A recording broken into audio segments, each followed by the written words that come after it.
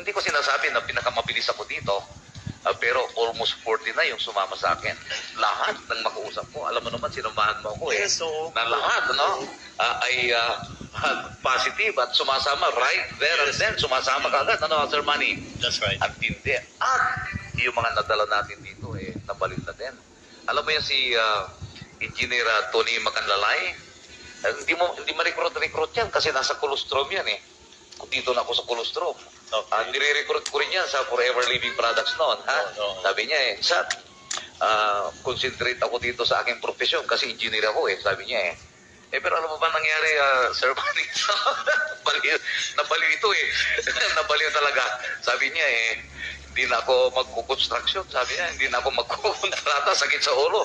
Leave ko na talaga. Sabi niya, so, actually, itong istorya na mga ganito, alam, the same thing. Ganun na talaga nangyayari. Oo. Louis Sabatin, no? Isang networker yan ng isang kumpanya, American company. Hindi ko alam kung ilang taon niyang ginawa. Matagal din. Ano? Grabe. Pero ngayon, no? Hindi na natutulog.